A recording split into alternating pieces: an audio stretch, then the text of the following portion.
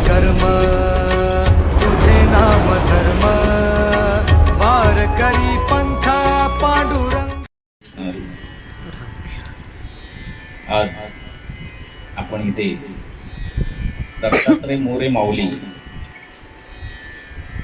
आज आपल्या संप्रदायाचे अधिकारी आहेत. त्यांच्या घरी आज श्रावणातली पहिली सेवा आपली झालेली आहे. झाली म्हणजे चालू आहे. आणि त्या सेवे निमित्ताने आपण सगळे एकत्र आलो आहोत. आणि सुंदर असा चिंतन सुंदर झालं, भजन हरिपाठ सुंदर झाला, अभंग भजन वगैरे पण थोडस सुंदर झालं खरंच. आणि त्याला कारण म्हणजे आपले माऊली आज आपल्याबरोबर ते वाजवायला भेटले. आज हे माऊली आपल्या बरोबर आहेत. पण थोडासा रंग जरा रंग भरे कीर्तनात प्रेमे हरिदास नाचत. कारण काय बघा, कुठलंही भजन म्हणताना 3 गोष्टीची गरज असते, आहे की नाही? गाणारा पाहिजे, वाजवणारा पाहिजे आणि मागून धरणारे पाहिजे. आणि त्या तिघांचा जर संग झाला की गोडवा वाढत जातो. आणि तो गोडवा आज आपल्याला इथे पाहायला मिळाला. तो आनंद थोडाफार घेता आला आहे. असाच हा गोडवा पुढे आपला चालत राहिला पाहिजे. तर श्रावण चालू झालेला आहे. श्रावणामध्ये आज बऱ्याच ठिकाणी आपल्याला काही प्रोग्राम येणार आहेत, आले आहेत. त्याचं नियोजन तुम्हाला पुढे सांगितलं जाईल. त्याप्रमाणे प्रत्येकाने तिथे येऊन आपली भक्तीचा आनंद तिथे लुटता आला पाहिजे. विनंती करणार नाही, लक्षात ठेवायचं. तिथे विनंती करण्याचा प्रश्नच येत नाही. ज्याला आवड आहे, ज्याला वेळ आहे, ज्याला सवड आहे, त्याने आनंदाने तिथे येण्याचा प्रयत्न करा. जास्तीत जास्त लोकांनी प्रयत्न करा.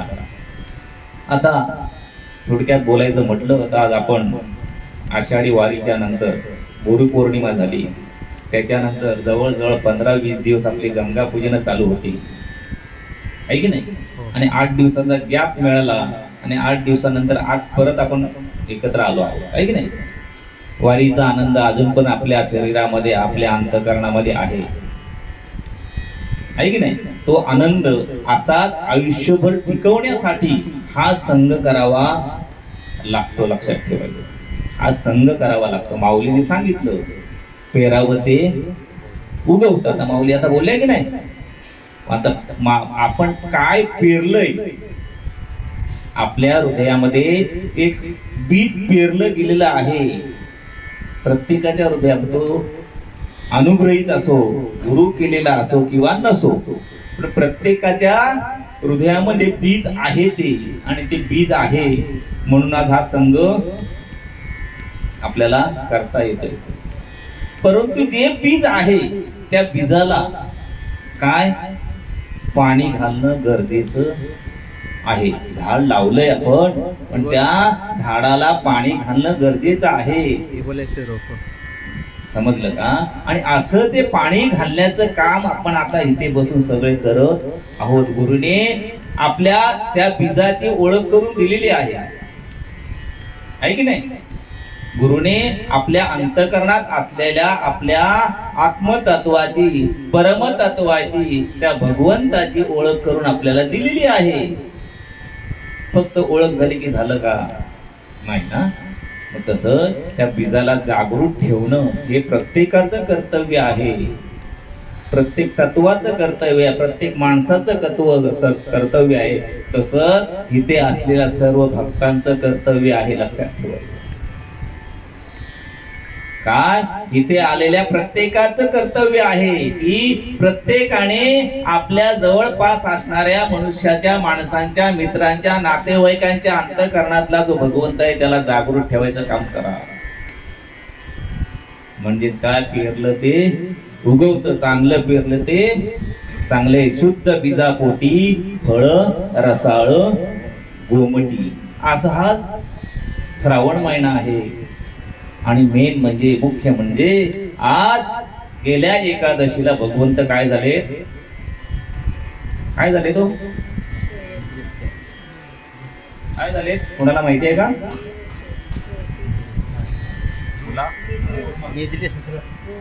जोरा ऐकायला आले पाहिजे लोकांना.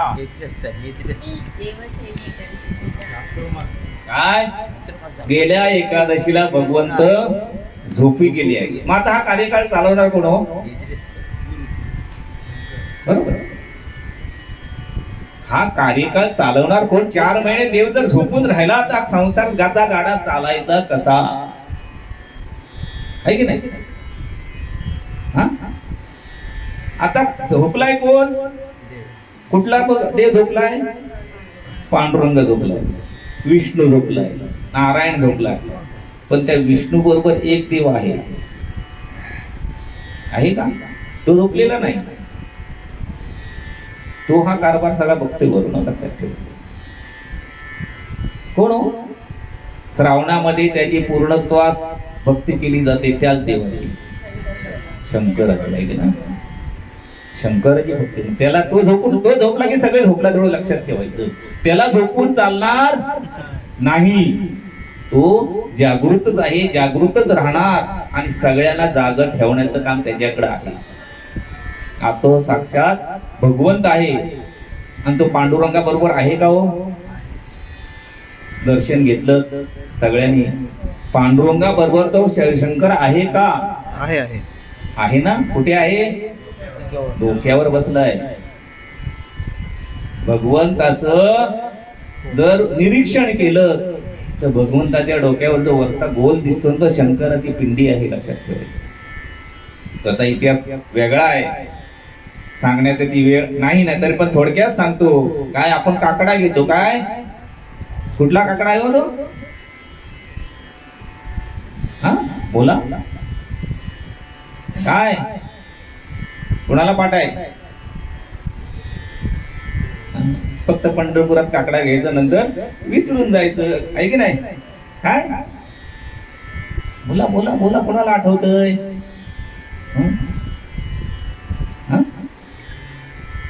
सरोवरांची दाटी विमाने दाटली सकळ, आहे की नाही? काकड्यामध्ये आहे ती. सगळे देव निघाले कशाला? पांडुरंगाला भेटायला. लाईन लागली जशी आता लागते तशी. आणि त्या लाईनीमध्ये भगवान शंकर, गणपती, पार्वती सगळे देवता होते. आणि लाईन मध्ये आले, दर्शन करत करत बाकीचे थकले ते तिथेच बसले. आणि शेवटीला एकटा शंकर तिथे पोहोचला. आणि त्या भगवंताला बघून त्या विठ्ठलाला काळजी पडली, अरे माझा आराध्य मला भेटायला आलाय. तिथूनच खाली उतरला, रुक्मिणीला बाजूला ठेवलं आणि खाली उतरला.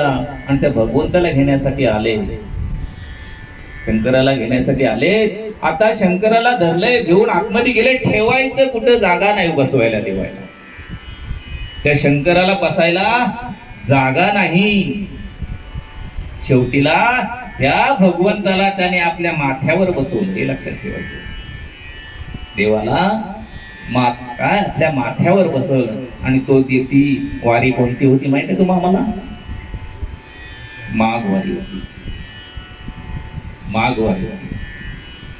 त्या माघ वारी मध्ये भगवंत आले होते. आणि त्यावेळी तो भगवंत शंकराच्या आपल्या भगवंताने शंकराला आपल्या माथ्यावर ठेवले.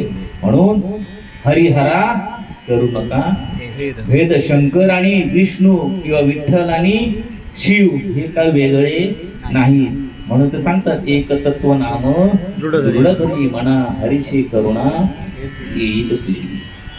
त्या दिलेल्या गुरुमंत्रावर म्हणा की रामकृष्ण हरी मंत्र म्हणा, जो तुम्ही एक निष्ठेने जो मंत्र जपाल ना, त्या निष्ठेवर राहिला तर भगवंत आपल्यापासून का लांब नाही. ऍक्च्युली तो लांब खरं म्हटलं तर नाही आहे, पण त्याला आपण विसरलोय म्हणून तो आपल्यापासून लांब दिसतोय, आपल्याला जाणवतो तो लांब आहे आपल्यापासून. आणि असा तो भगवंत आहे, तो आपल्या जवळ आहे, त्याला विसरून चालायचं नाही. म्हणून ही खटाटोप करावी लागते, अखंड चिंतन करावं लागतं, अखंड नामस्मरण करावं लागतं. आमचे गुरुवर्य विठ्ठल बाबा सांगायचे 40 दिवस जर एखादा अभंग म्हटला नाही तो परत काय आठवत नाही. 40 दिवसात एक अभंग पाठ करा आणि 40 दिवस बोलू नका, तो आपल्या ह्याच्यात अंतर्मनातून निघून जाईल. तर 40 दिवस सोडा, आतमध्ये असणारा भगवंत अखंड आपल्या हृदयात आहे, शेवटपर्यंत आहे, शेवटच्या क्षणापर्यंत हृदयात आहे. मग त्याला विसरून चालता चालेल का? त्याला विसरून नाही, त्याला विसरून चालायचं. म्हणून त्याचा विसर न पडो म्हणून हा नामा यज्ञ आपल्याला करावे लागतं, अशी संगत आपली करावी लागते. माऊलीने सुंदर निरूपण केलं. खरंच माऊली सुंदर निरूपण. माऊलींबद्दल बोलायचं म्हटलं फार भाग्यशाली आहेत ते. त्यात सगळ्यांना माहित नसेल का भाग्यशाली आहेत म्हणून. त्यांना तरी आठवते की नाही मला माहिती नाही, पण मला चांगलं आठवतं. 2 वेळ अनुग्रह घेणं हे त्यांच्या भाग्यात होतं. आठवतं का? गुरुच्या मांडीवर 2 वेळ बसणं हे मोठं भाग्य आहे त्यांचं. फार मोठं भाग्य. आणि सहसासहजी घडत नाही त्याला, पण तेवढा आपला संचित असावं लागतं. बसलात का 2 वेळ? तेच विसरले, पण मी नाही विसरलो, कारण माझ्या मांडीवर बसले ना. माझ्या मांडीवर बसले. बापाला ह्या गोष्टी विसरून चालत नाही हो. बापाच्या जागेवर ठेवलेत नाही मला. या गोष्टी काही गोष्टी विसरून चालत नाही. ज्यावेळी आमचे बुधर माऊली पंढरपुरात होते ना वाजवणार, ते ओळखता का त्यांना? हा, त्यांची कृपा झाली आणि ते आमच्या पुढ्यात घेऊन आले. हे तुम्हाला भेटायला आले. यांना संप्रदायामध्ये यायचं आहे. आणि त्यावेळी ते कॉलेज शिकत होते. आणि त्यावेळी त्यांना अर्धा अनुग्रह दिला होता. किती? बरोबर का? आता आलं लक्षात? अर्धच अनुग्रह दिला. म्हणजे कॉलेज पूर्ण होत्या नंतर पूर्ण अनुग्रह देईल तुम्हाला. कारण काही बंधन संप्रदायाची आहेत. नाथ संप्रदाय असल्यामुळे काही बोलण्याची बंधनं आहेत. म्हणून त्यांना तो अर्धा अनुग्रह दिला होता. आणि नंतर कॉलेज पूर्ण करण्याच्या आल्याच्या नंतर ते स्वतः, आम्ही बोलवली नाही, ते स्वतः आले आणि त्यानंतर त्यांना पूर्ण अनुग्रह दिला. आत्मतत्वाची ओळख करून दिली, गुरु मंत्राचा आधार दिला. अशा प्रकारे फार भाग्यवान. आता मगाशी म्हटले शरीराला थोडस शक्य होत नाही, मान्य आहे, मला मान्य आहे. म्हणून तुमच्यावर आम्ही कुठं भार टाकण्याचा प्रयत्न करत नाही. तुम्हाला जमेल तसं तुम्ही परमार्थ करा. तुमच्या शरीराची व्याधी आम्हाला काय ती माहित आहे. म्हणून तुमच्या त्या गोष्टीचा तुम्ही काय खंत मनात ठेवायची नाही, द्वैत मनात ठेवायचं नाही. कारण द्वैत बाहेर काढणंच हे आपलं काम आहे. द्वैत हे मनात ठेवून जर कुठले कर्म केलं त्याचं फळ आपल्याला मिळत नाही. म्हणून मनात ना द्वैतच नाही, तुझा भाव म्हणतात त्याला द्वैत म्हणतात. हा द्वैत भावच निघाला पाहिजे. आणि असा हा जर भाव प्रत्येकाने आपल्या मनातला काढून टाकला की आपला आनंद आपल्यापासून कधीच लांब जाणार नाही. लक्षात ठेवायचं. आता संचितावर पण मागाशी म्हटले महाराज, संचित म्हणायचं, पण संचित म्हणजे काय हो? मी प्रत्येक वेळा संचित म्हणजे काय, संचित म्हणजे काय? गेल्या जन्माचं कर्म ते आपलं संचित. गेल्या जन्माचं कर्म ते संचित. त्याच्यासाठी तर तुम्ही आला तिथे, त्याच्यासाठी तर आपण इथे आलोय ना. मग त्याची चिंता करायची काय? फक्त त्या संचित कसं फेडता येईल, ते कसं कमी करता येईल हा विचार फक्त या जन्मात करायचा आहे. हा विचार फक्त या जन्मात करायचा आहे. आणि पुढची वाटचाल चालायची आहे. कुठे कुठपर्यंत जायचं आपल्याला? महाद्वार. महाद्वार वैकुंठात. आम्ही वैकुंठवासी, मी वैकुंठवासी, आलो याच कारणासी आलो या.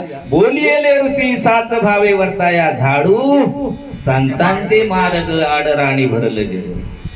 काय आपलं कर्तव्य आहे, काय कर्म आहे आपलं? तुकाराम महाराजांनी सुंदर अभंग रचलाय हो. काय कर्म आहे?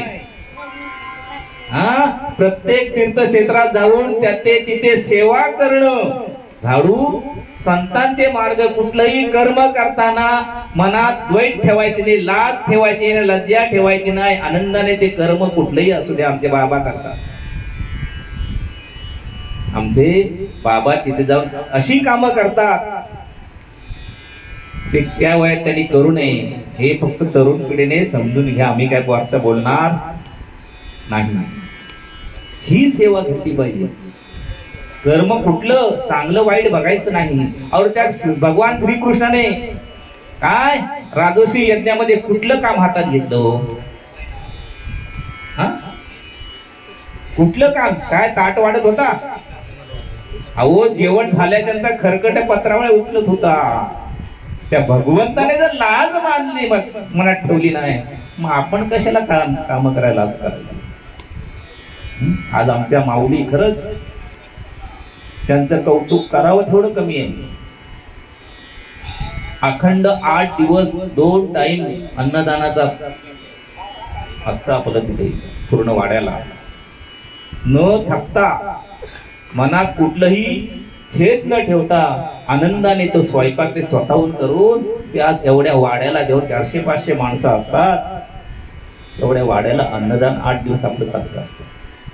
किती भाग्य आहे त्यांचं, किती पुण्य आहे. या संप्रदायाला मिळालं हे वरदान आहे. लक्षात ठेवायचं ते माझ्या गुरु माऊलीमुळे. गुरुचा वरद हस्त जर असेल ना तर कुठलंही कार्य करायला मनात चिंता क्लेश येत नाही आणि ती कामं आपोआप घडत जातात. तिथे फक्त एवढंच करायचं, लक्षात ठेवायचं प्रत्येकाने, हे ते मी करत नाही. काय ते काम मी करत नाही, तो भगवंत ह्या देहाकडून करून घेतो. ही आपली जर भावना असेल ना, ही जर आपली भावना असेल ना तर आयुष्यात दुःख काय, कुठलीही संकट आपल्या जवळ येणार नाही. असं तो साक्षात भगवंत पांडुरंग उभा आहे. मागे पुढे उभा राहे सांभाळीत आलिया अगाध निवाराव्या आहे तो उभा. हा विश्वास पाहिजे, हा आत्मविश्वास पाहिजे. मी ज्या पंथात उतरलोय, ज्या वारकरी संप्रदायात उतरलोय, तो संप्रदाय म्हणजे साक्षात भगवंतापर्यंत पोहोचण्याची वाट आहे. त्या पांडुरंगाच्या चरणामध्ये विलीन करण्याचं हे काय, ही वाट आहे, हा रस्ता आहे, हा मार्ग आहे. म्हणून तो मार्ग दावून गेले कृपा निधी ते संत. त्या संतांनी ही वाट आपल्याला दाखवली आणि ती वाट आपल्याला पुढे चालायची आहे. ती वाट आपल्या गुरुजनांनी आपल्याला दाखवली आहे. माझ्या गुरुनी जे दिलं ते मी तुमच्या पुढे ठेवण्याचाच प्रयत्न करते. माझ्या मताचं मी स्वतःच इथे मी काही करत नाही. त्यांची कृपा, त्यांचा आशीर्वाद पाठीवर आहे. म्हणून आज जवळ 25 वर्ष व्हायला आली. मला वाटते पुढच्या वर्षी 25वा असेल आमचा या गादीच्या वर बसण्याचा अधिकार. 25 वर्ष ह्या संप्रदायाचं सेवा करण्याचा योग माझ्या आयुष्यात आलाय. फार भाग्यवान आहे, लक्षात ठेवा. हा देह माझा फार भाग्यवान आहे. देहाकडून एवढं कार्य करून घेतलं म्हणजे काय कमी नाही. 2 तप झाली, काय पाहिजे, बस झाली. आता सेवा आमची करण्याची क्षमता कमी होत चालली. ते त्या भगवंताच्या इच्छेवर आहे, त्याचं काही नाही. तो बघू पुढे मार्ग, तो पुढचा मार्ग आहे. त्या गोष्टी तर ते करायचं नाही. म्हणून काय करायचं प्रत्येकाने, मी ज्या वाटेवर आहे, ज्या माझ्या गुरुने जे कर्म दिले, जे माझ्या गुरुने मला ज्ञान दिलंय, ते फक्त लोकांपर्यंत पोहोचवणं हे आपलं काम आहे. प्रत्येकाने ठरवलं पाहिजे. काय दिल्याने वाढतं, दिल्याने वाढतं. ती एकच गोष्ट आहे. काय हो, ज्ञान. साठवून ठेवून ते वाढत नाही. त्याच्याने काय होतो, अहंकार निर्माण होतो.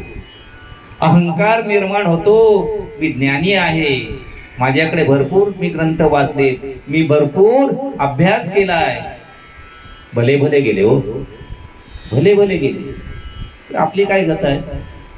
एवढंच म्हणत मी काही करत नाही, मी काही करत नाही. माझ्याकडून कळून घेणारा तो साक्षात माझे सद्गुरू आहे किंवा साक्षात तो भगवंत आहे.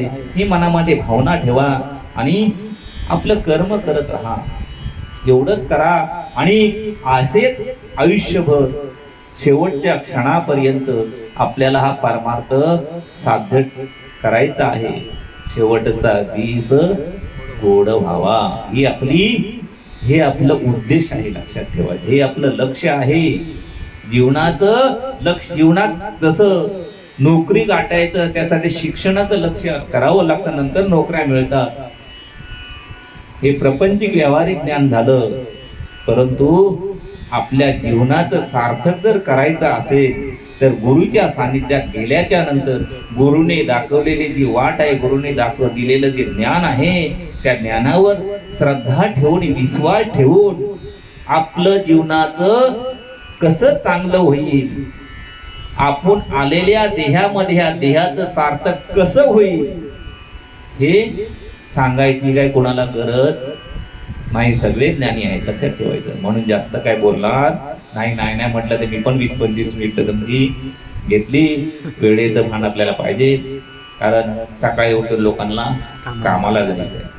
म्हणून प्रत्येकाने काय थोडंसं बोलायला शिकायचं, बोललं पाहिजे.